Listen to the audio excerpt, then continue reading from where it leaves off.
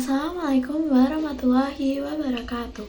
Alhamdulillahirabbil alamin wa bihi nasta'inu ala umuri dunya waddin wassalatu wassalamu ala asrofil mursalin wa ala alihi wa sahbihi ajmain amma ba'du. Segala puji hanya milik Allah SWT. Salawat serta salam semoga tercurah kepada junjungan kita Nabi Muhammad SAW. Perkenalkan, nama saya Melaidia Stuti dari program studi Administrasi Bisnis dengan NIM akhir 112. Pada kesempatan ini, saya akan menyampaikan sebuah ceramah singkat dengan tema Toharoh dalam Islam. Semoga apa yang saya sampaikan dapat menambah pemahaman kita semua tentang pentingnya menjaga kesucian dalam beribadah. Pernah tidak kita bertanya dalam hati, sebetulnya apakah wudhu yang kita lakukan setiap hari sudah sah menurut fikih? Nah, inilah yang akan kita bahas hari ini, tentang toharoh, tentang air, istinja, adab buang hajat, wudhu, hingga tayamum, berdasarkan kitab Matan At-Takhrib karya Imam Abu Suja. Toharoh bukan sekadar kebersihan fisik biasa, melainkan syarat fundamental bagi sahnya ibadah seorang muslim. Para ulama menegaskan bahwa bersuci merupakan kunci ibadah sholat. Sebagaimana termaktub dalam hadis, kunci sholat adalah kesucian atau toharoh. Bahkan dalam dimensi spiritual, toharoh mencerminkan integritas seseorang mukmin. Ia adalah tanda keimanan. Oleh karena itu, mempelajari ketentuan bersuci secara detail adalah kewajiban yang mendesak. Hadirin sekalian, dalam Islam, air itu tidak semuanya sama. Imam Abu Syuja membaginya menjadi 4 jenis. Pertama adalah air mutlak. Ini adalah air yang suci dan menyucikan, seperti air hujan, air sumur, air sungai, air laut, dan inilah air standar untuk wudhu dan mandi wajib. Yang kedua adalah air musyammas. Air yang dipanaskan matahari dalam wadah logam. Air ini suci dan menyucikan, tapi makruh digunakan untuk badan. Bukan karena najis, tapi karena faktor kehati-hatian kesehatan. Artinya apa? Islam itu bukan hanya mengatur sah atau tidak sah, tetapi juga memperhatikan keselamatan tubuh kita. Yang ketiga adalah air mustakmal dan air yang berubah, seperti air bekas wudhu, dan air yang berubah karena teh, kopi, atau parfum kental. Air ini suci tetapi tidak bisa menyucikan lagi. Yang keempat adalah air najis, yaitu air yang terkena najis dan tidak dapat digunakan untuk bersuci.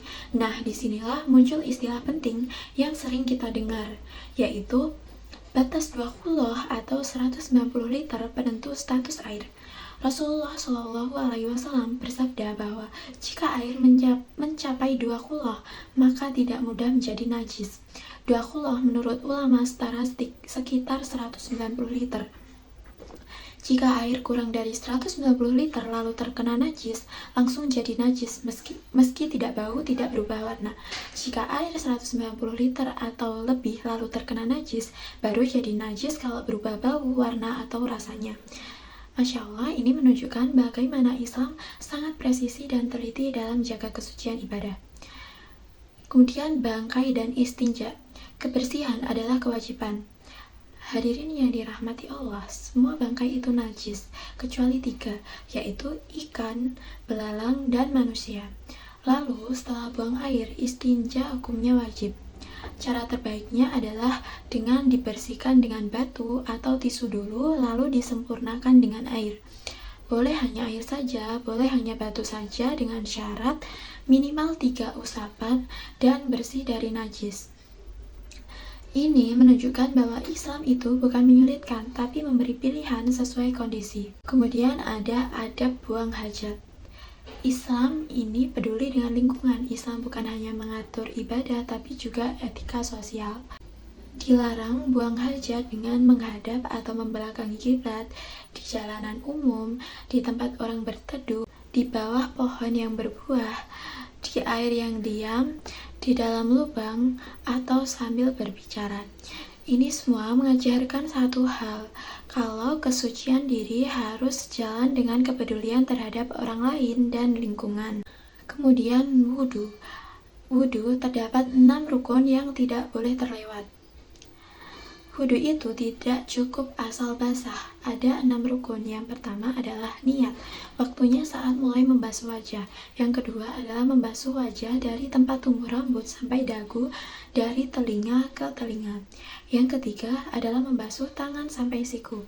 Yang keempat, mengusap sebagian kepala, tidak harus seluruhnya. Yang kelima, membasuh kaki sampai mata kaki. Yang keenam, tertib atau berurutan. Kalau satu saja tidak terpenuhi, maka wudhunya batal. Sholatnya pun terancam tidak sah. Kemudian apa saja sih yang membatalkan wudhu? Ada 6. Yang pertama adalah keluar sesuatu dari kubul atau dubur. Yang kedua, tidur tidak duduk kokoh. Yang ketiga, hilang akal, seperti pingsan atau mabuk. Yang keempat adalah bersentuhan kulit dengan lawan jenis atau non-mahram. Yang kelima, menyentuh kemaluan depan. Yang keenam adalah menyentuh dubur. Ini semua perlu kita pahami agar tidak sholat dalam keadaan tidak suci tanpa sadar. Kemudian, mandi wajib. Mandi wajib adalah cara untuk menghilangkan hadas besar. Kewajiban mandi wajib disebabkan oleh beberapa perkara seperti junub atau selesainya masa haid, selesainya masa nifas, pasca persalinan, melahirkan, dan kematian. Rukun mandi wajib cuma 2, yaitu yang pertama adalah niat, yang kedua adalah meratakan air ke seluruh tubuh. Tapi jangan lupa pangkal rambut harus kena dan lipatan kulit harus tersentuh air. Ini mengajarkan kesucian tidak boleh setengah-setengah. Kemudian adalah tayamum atau rukhsah di saat darurat. Islam itu tidak memberatkan. Saat tidak ada air atau air membahayakan, tayamum menjadi solusi. Syarat pentingnya adalah harus sudah masuk waktu sholat, harus sudah berusaha mencari air. Rukunnya, yang pertama adalah niat, kemudian mengusap wajah, yang ketiga mengusap tangan sampai siku, dan harus tertib. Dan tayamum akan batal jika terjadi pembatal wudhu, melihat air sebelum sholat, atau murtad. Artinya, tayamum itu adalah izin sementara, bukan pengganti permanen. Jadi, toharoh itu adalah fondasi kehidupan. Hadirin yang dimuliakan Allah, dari semua yang kita pelajari hari ini, kita bisa mengambil satu pelajaran besar, yaitu Allah tidak menerima ibadah tanpa kesucian. Islam mengajarkan kebersihan diri, lingkungan, hingga etika sosial. Dan setiap tetes air wudhu itu bernilai pahala. Tapi hanya jika sah, sebagaimana sabda Rasulullah SAW, kunci sholat adalah bersuci. Maka kalau kita ingin sholat dengan baik, ingin ibadah kita diterima, ingin hidup kita lebih bersih dan terarah, mulailah dari toharoh. Ya Allah, sucikanlah hati kami, bersihkanlah amal kami, terimalah ibadah kami, dan jadikanlah kami hamba-Mu yang mencintai kebersihan lahir dan batin. Amin ya robbal alamin. Wassalamualaikum warahmatullahi wabarakatuh.